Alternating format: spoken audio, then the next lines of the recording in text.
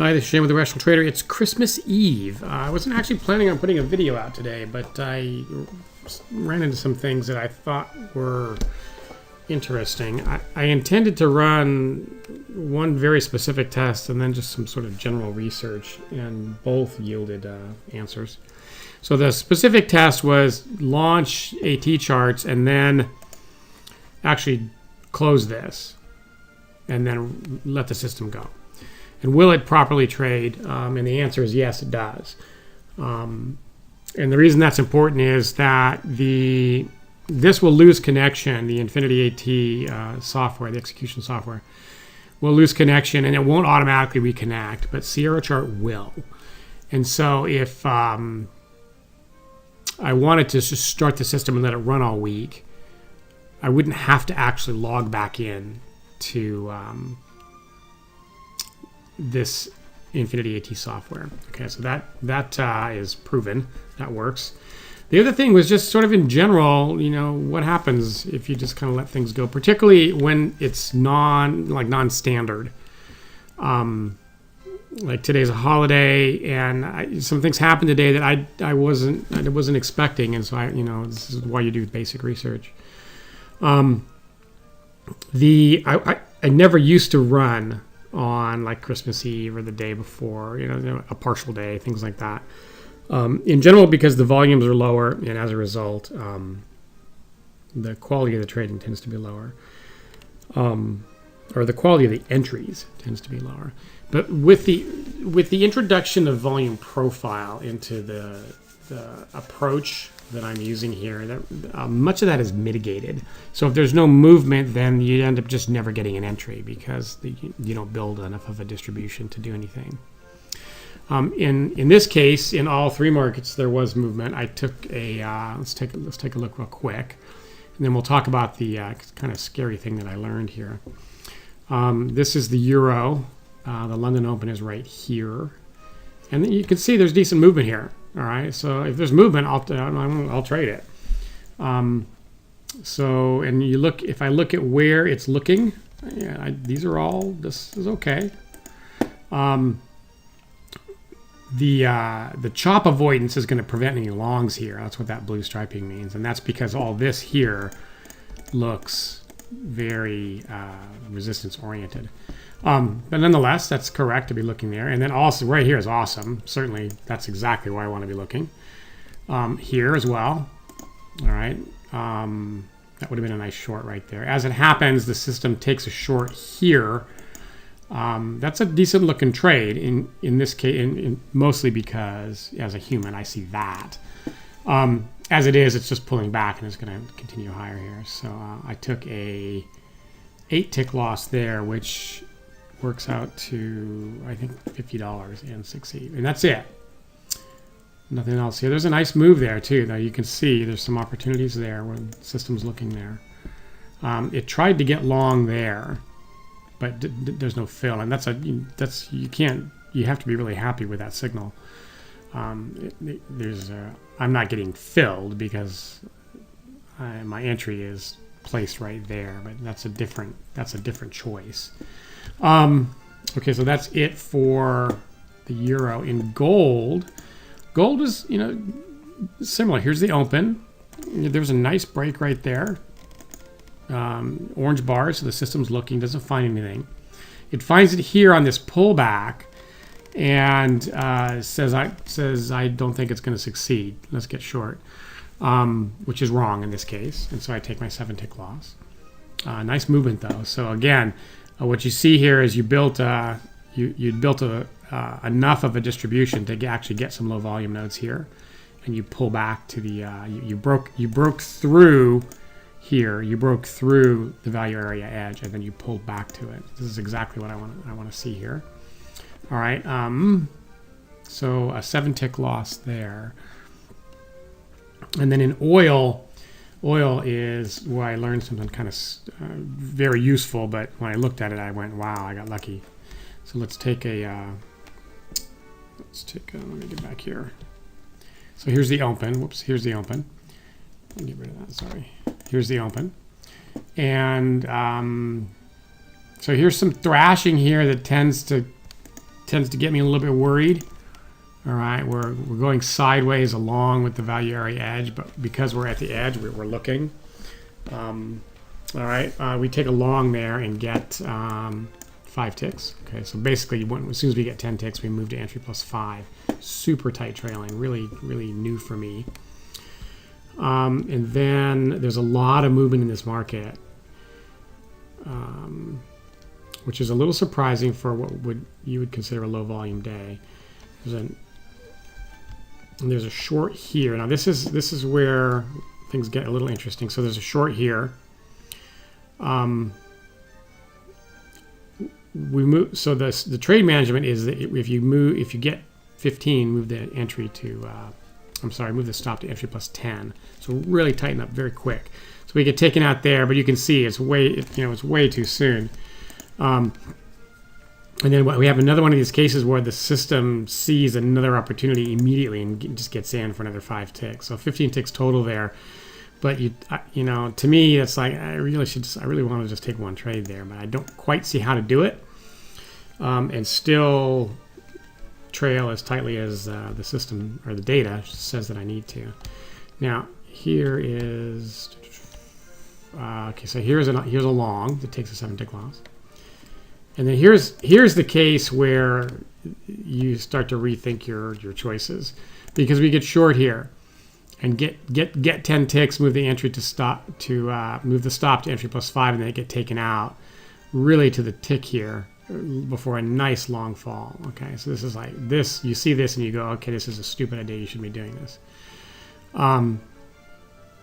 Except consider this: in 4 weeks and 1 day of trading this method, this is the first time I've had a case where I missed a really big move because I was trailing that tightly. I missed a really big move because that first stop move is too tight. All right, so all those other weeks I was making something where I would have scratched and made nothing. So it's something to think about. The data clearly shows it. I'm curious about changing that to maybe not quite so aggressive quite so quickly, and to see what the results are. So I'll do that analysis. But in the meantime, I'll keep it the same. And then we get the short here. So this is where we get paid today. 34 ticks there, plus what we've already made.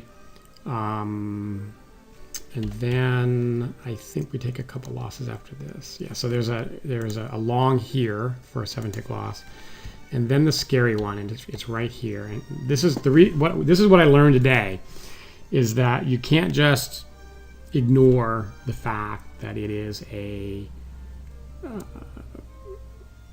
holiday trading day, okay? Because there's an early close, and the early close means that there's a period I need to stop trading sooner than I normally would. So normally I stop trading oil at 11:20. In fact, let's look at that and verify that. So there's actually still the blackout there from Wednesdays. 11:20 is when I normally stop. Close was early today. So the way that this works is the actual oil pit used to close at 11:30, and you still see the volume significantly tail off after 11:30. So I just stopped at 11:20. The actual market closes at 1 o'clock or 1:15 Pacific time, and I have in the spreadsheet a code here that says, look, flatten positions at 1 minute before the cash close. This has to change if there's an early close, because this can happen. All right, so not that one, that long right there this is a terrifying long, and I got lucky, and let me explain. So 1043 is right here. All right. This is all of this in here is in 1 minute. Okay, so that's here. We're at the close is what's going on here. And then all of this here, All of this here is the next minute, all the way up to not even a minute. All of this is 30 seconds. Okay. All right. System got long right there.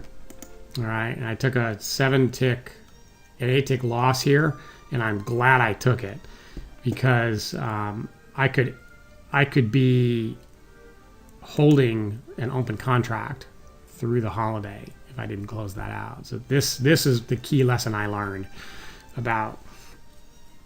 You still have to pay attention to what are the trading hours, and I wasn't. It wasn't in my head that I need to worry about that. In part because it hasn't come up, and I just wasn't. It's just not. It's not something I'm thinking about. So that's a mistake, right? And in part because I'm taking a whole lot less trades than I ever used to, and so there's another reason it just doesn't come up. Generally speaking, I'm not taking trades towards the end of the day anyway, just because of the way it works out. So lesson learned: you got to know when the close is, and you got to adjust accordingly. So the easiest thing to do is just change the time when you stop trading. All right, so this should have been something like 10:30 today. Okay.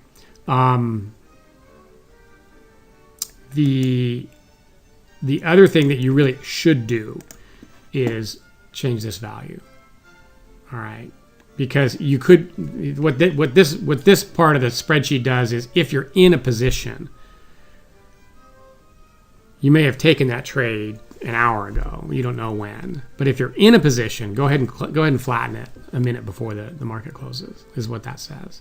So you really should do both, because you can stop trading at 10:30, but what if you got into the market down here somewhere at before 10:30, and now the market closes, and you haven't got an exit signal? You'll still be holding that contract, and we absolutely don't want that. We don't want to hold overnight. So here I got very, very lucky. The 7-tick trigger is right there. Looks like 76 would be 69, and I took a tick of slippage and got out, and I'm lucky that I got taken out of this trade. All right, do not want to be holding overnight in general, and certainly not over a holiday. Anything could happen. All right, so I dodged a bullet here. My result for the day is 37 ticks in CL. So the total is 250 on the day. So that's, in fact, let's bring up what I did is I brought up this execution software to check and make sure it all looked the same, even though I had closed it for trading. And all this is exactly what I would expect to see. So plus minus 70 in gold, minus 50 in 6E, and then plus 370 in oil. All right. Okay, so that is it here. Lesson learned: make sure you know your closing times. Through normal times, it's clear. You can just let it go. It reconnects like it's supposed to and automatically trades. You don't have to have that Infinity Dome open.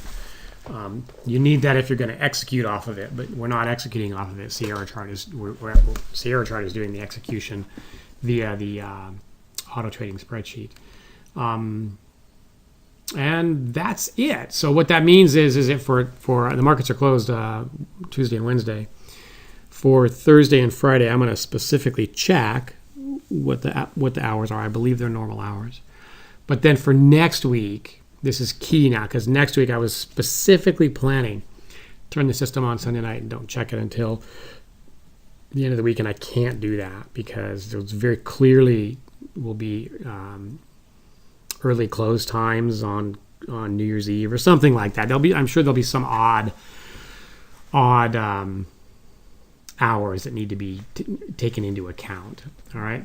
And then just the last thing, I may have mentioned it already, I'm not sure. In the past, I generally tell people don't trade during this period of time. Really don't trade during the holidays in general. in the past, that's been for two reasons. One is that you just need time to recharge your mental batteries, right? That's no longer the case for me since the machine's doing the work. I'm not depleting my batteries, my energy by looking at the markets and trading. The machine's doing all that work, so that's no longer valid. The other reason was because volumes are lower, and what it appears to me that it's because we're using volume profile. Oh, I did mention this, yeah, because we've added volume profile as a key mechanism to help us understand the structure of the market and where to enter. We're much choosier with the location of our entry and with the entry itself. It is much less risky than it used to be, so it seems okay. I'm not adamantly opposed to it as I used to be.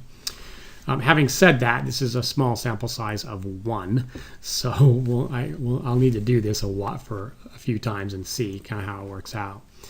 But what I saw in euro and gold, those are perfectly reasonable trades. I took losses in those markets today, but that's just life as a trader. Neither of those were bad entries or bad trades. They weren't foolish, right? That's what you worry about. In oil, there was a ton of movement. I was not expecting it, but I was able to take advantage of it to the net tune of 250 today. So that's a nice little Christmas present for me. And with that, I'm done here. So have a great holiday, and I will see you next year.